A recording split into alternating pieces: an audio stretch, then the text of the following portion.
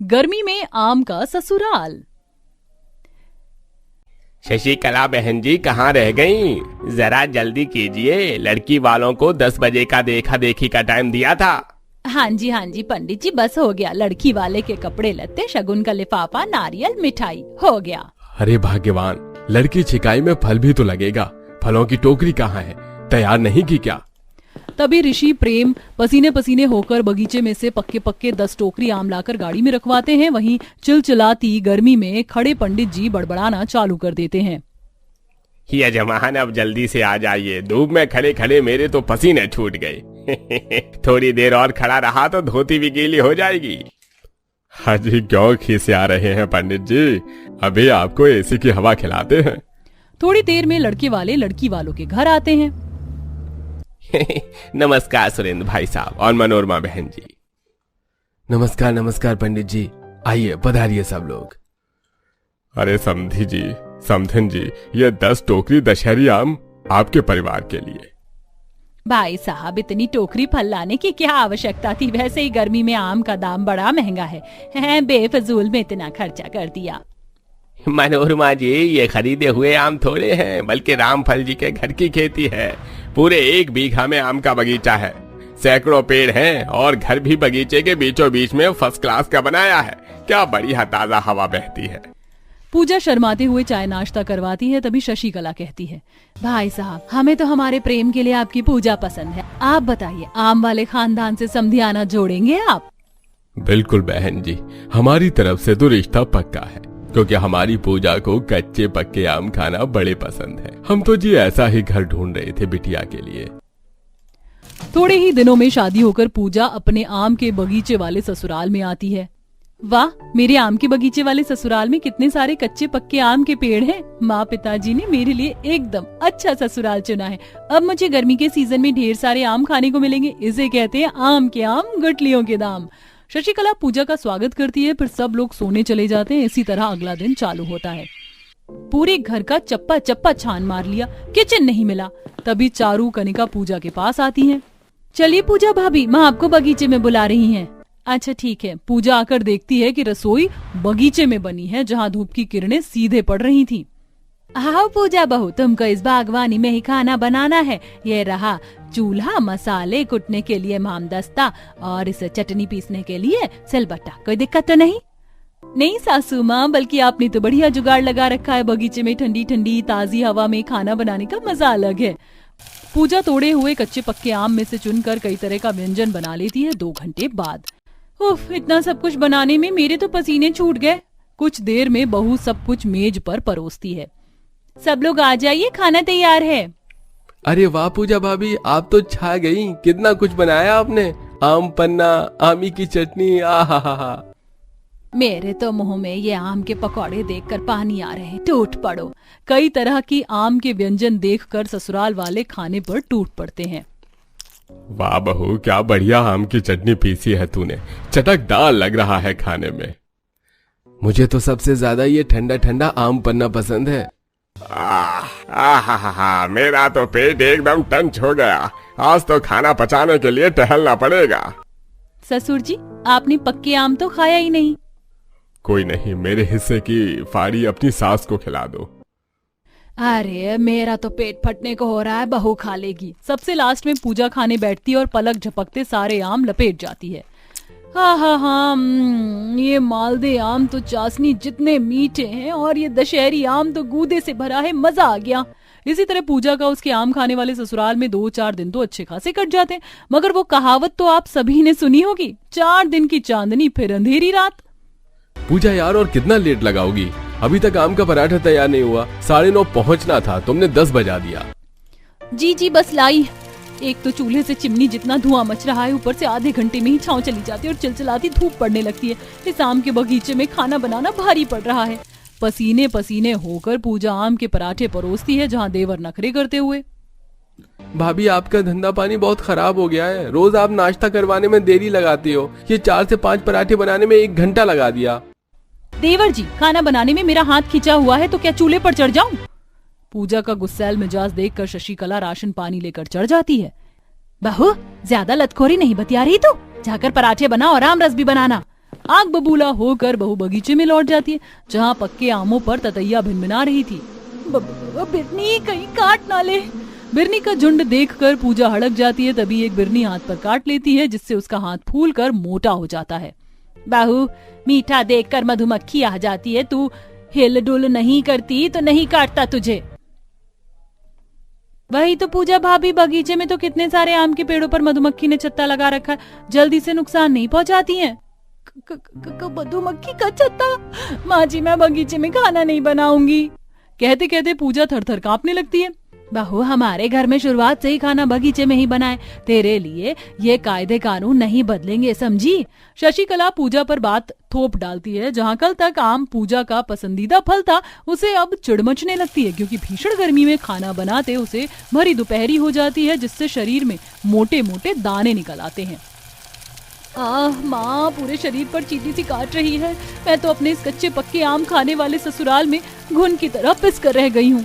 अक्सर खा पीकर आलसी ससुराल वाले आम के छिलके जगह जगह फेंक देते हैं, जिससे मोटी मोटी चींटी घर में मच जाती है। हाय रे, आज तो बर्तन घिसते घिसते मेरी कमर का कचुम्बर निकल गया। एक तो आम का चलते बर्तन उतने चिपचिप करते हैं, साफ नहीं होते जल्दी से।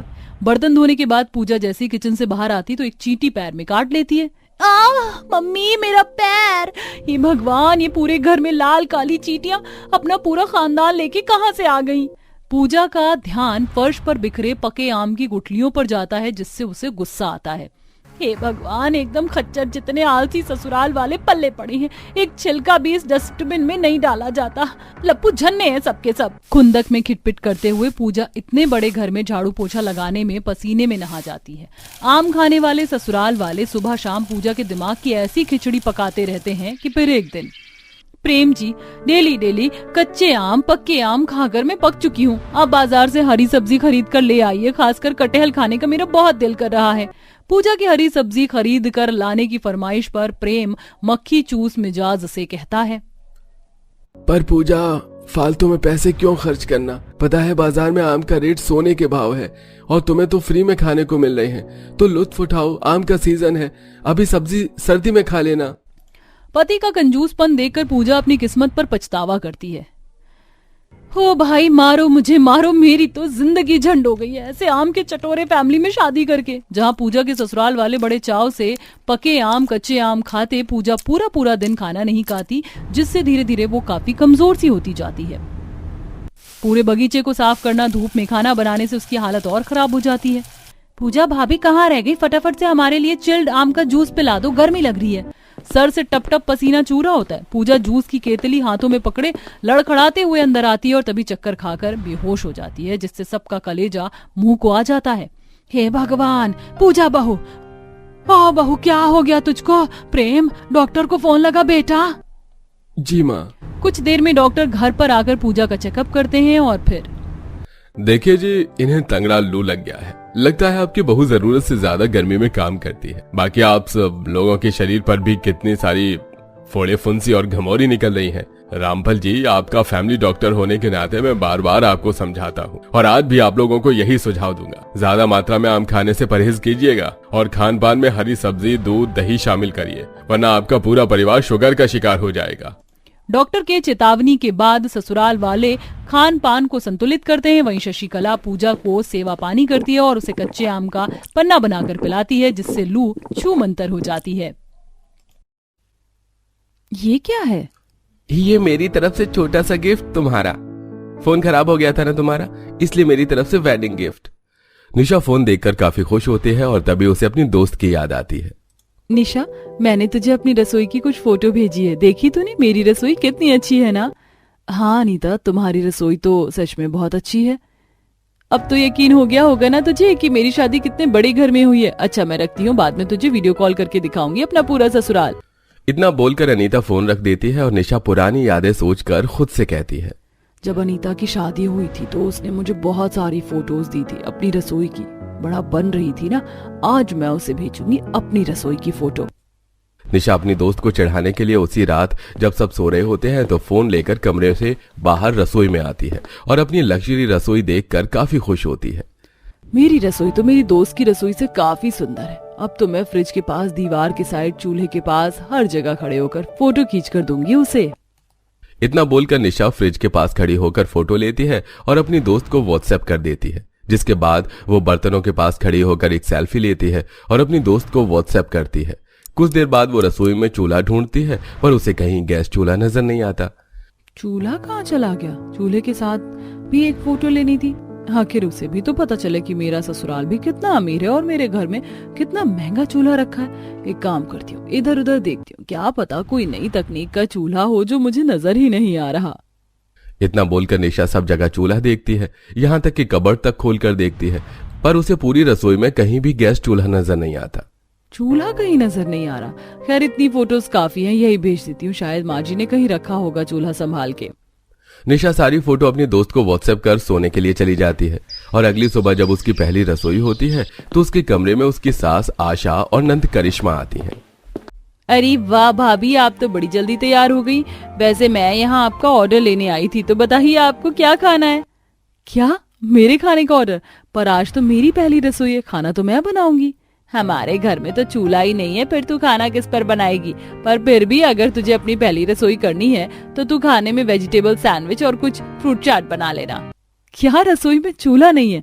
बिना चूल्हे के खाना कैसे बनेगा? और पहली रसोई में ये सब कौन बनाता है? हाँ भाभी, पिछले कई सालों से हमारे घरों में चूल्हा नहीं चला, इसीलिए हम लोग बाहर से खाना मंगवा कर खाते हैं, क्योंकि घर में एक ही चूल्हा था माँ का, वो भी अब सही से नहीं जलता और अब हमें बिना चूल्हे के खाने की आदत पड़ गई है, तो हमें ज्यादा फर्क भी नहीं पड़ता। इतना बोलकर करिश्मा और आशा वहां से चले जाते हैं, जिसके बाद निशा रसोई में जाकर फोन में बिना गैस का इस्तेमाल किए सैंडविच बनाना देखती है और बनाती है। पहले वो एक ब्रेड पर केचप लगाती है, फिर कुछ गोभी के पत्ते, टमाटर, खीरा रखकर उसके ऊपर मेयोनी लगी एक ब्रेड रखती है और उनको काट लेती है। इसके बाद कुछ केले लेकर उसमें ड्राई फ्रूट्स डालकर मिक्सर में बनाना शेक बनाती है। साथ ही फिर से कुछ फ्रूट निकाल कर उन्हें छीलती है और उनके छोटे छोटे टुकड़े करके उनके ऊपर चाट मसाला डालती है और बाहर सबके लिए लेकर आती है, जहां सब पहले से ही होटल का खाना खा रहे होते हैं। माँ जी, पापा जी, आप तो ये बाहर का खाना मत खाइए, आपकी सेहत के लिए सही नहीं। अरे बहू, तुम फिक्र क्यों करती हो? पिछले कई सालों से खा रहे हैं हम बाहर का खाना। अच्छा हुआ जो तुम सैंडविच और बनाना शेक लेकर आ गई। आज के खाने में मिर्च बहुत है, सैंडविच और शेक से नाश्ता करना पड़ेगा। बिना चूल्हे का अच्छा नाश्ते का ऑप्शन बनाया है तुमने। इतना बोलकर सभी लोग खाने के साथ वेजिटेबल सैंडविच, फ्रूट चाट खाते हैं और बनाना शेक पीते हैं। कुछ देर बाद उनके साथ निशा भी खाना खाती है। इसी तरह 2 दिन बीत जाते हैं और अब वो सोच में थी कि बिना चूल्हे के डिनर में क्या बनाए, तो वो फिर फोन में देखती है। इतने में उसकी नंद आ जाती है। नाश्ते में तो बिना चूल्हे की चीजें बन जाती है, पर डिनर में क्या बनाऊं? आज हम बाहर से कुछ नहीं मंगवा रहे, पूरा दिन हैवी हो गया आज तो। आज कुछ हल्का खाने का मन कर रहा है सबका। एक काम कीजिए, बीन्स की फली का सलाद बना लीजिए, यूट्यूब पर देखना मिल जाएगा, और जो आपको ठीक लगे। मैं जाती हूँ। पता नहीं कब इस घर में चूल्हा आएगा। अब क्या बनाऊं बिना चूल्हे के? काम करती हूँ, आज डिनर में बिना तड़के वाला पोहा बना लेती हूँ और बीन्स का सलाद देखती हूँ। क्योंकि घर में चूल्हा नहीं होता, इसलिए निशा किचन में जाकर थोड़े से चूरा पानी में भिगो देती है और उनके ऊपर मूंगफली, धनिया, नमक, लाल मिर्च पाउडर और नमकीन डालकर पोहा बनाती है। फिर बीन्स की फली को लंबा लंबा काट कर उसमें नीचे हरी मिर्च, प्याज डालकर मिक्स कर देती है और सबको देती है। नॉट बैड भाभी, आप बिना चूल्हे के भी बहुत कुछ बनाना जानती हैं। बहू, बहुत अच्छे पोहे बनाए तुमने, मेरा तो पेट भर गया, और ये सलाद भी। डिनर में पोहा पहली बार खाए हैं, ये हल्के भी हैं और पेट भी भर गया। मैं तो चला अपने कमरे में सोने। घर वालों का तो पेट भर जाता है और सब चले जाते हैं अपने कमरे में, पर बेचारी निशा का नहीं। इन सब का पेट कैसे भर जाता है कच्चा पक्का खाकर? बिना खाना खाए तो मेरा पेट ही नहीं भरता। पेट में चूहे कूद रहे हैं। काम करती हूँ, सलाद काट लेती हूँ और थोड़े से झालमुरी और मैंगो शेक बना लेती हूँ। इतना बोलकर निशा फिर से रसोई में जाती है और अपने लिए थोड़े से सलाद काटती है। साथ में मुरमुरे में नमकीन, नींबू, तेल, नमक डालकर झालमुरी बनाती है और खाती है। वहीं हर दिन पूरा परिवार बाहर से खाना मंगवा कर खाता है, जिस वजह से निशा परेशान होने लगती है। बहुत हो गया रोज रोज बाहर का खाना। अब मेरा मन नहीं करता बाहर का खाना खाने का, और घर में बिना चूल्हे के आखिर मैं कब तक ये तरह तरह के सलाद, शेक, पोहे, झालमुरी, फ्रूट चाट से पेट भरूं? मुझे घर का खाना है। भाभी, हमारे घर में बस एक ही चूल्हा है जो माँ अपने मायके से लाई थी, पर वो खराब हो चुका है और जब से वो खराब हुआ है तब से हमारे घर में कोई दूसरा चूल्हा नहीं आया। माँ ने लाने ही नहीं दिया। बस यही वजह है कि हम लोग बाहर से मंगवा कर खाते हैं और अब हमें बाहर के खाने की आदत हो गई है। धीरे धीरे आपको भी आदत हो जाएगी हमारी तरह। मुझे नहीं डालनी बाहर के खाने की आदत और इस कच्चे पक्के खाने की भी। माँ जी, आप अपना वो खराब चूल्हा मुझे दे दो, मैं खुद ही उसे ठीक करके खाना बना लूंगी। बहू इतनी जिद कर रही है तो मैं अपने मायके का चूल्हा तुझे दे देती हूँ, पर उसे संभाल के रखना और उस चूल्हे के अलावा मेरे घर में कोई दूसरा चूल्हा नहीं आएगा। ये बात भी कान खोल कर सुन ले। आशा अपने मायके के चूल्हे को छोड़ना नहीं चाहती थी और ना ही घर में कोई नया चूल्हा चाहती थी, पर यह सब जानने के बाद भी निशा जबरदस्ती अपनी सास से उसका पुराना चूल्हा निकलवा लेती है और उसको साफ करके खाना बनाने की तैयारी करती है। आज कितने दिनों बाद मैं अपने हाथ के पुलाव खाऊंगी। निशा पुलाव बनाने के लिए कुकर में रख देती है, पर चूल्हा इतना धीरे जलता है कि 3 घंटे में 2 सीटी आती है। फाइनली 2 सीटी तो आई, वरना मैंने तो सोचा था कि आज मेरे पुलाव बन ही नहीं पाएंगे।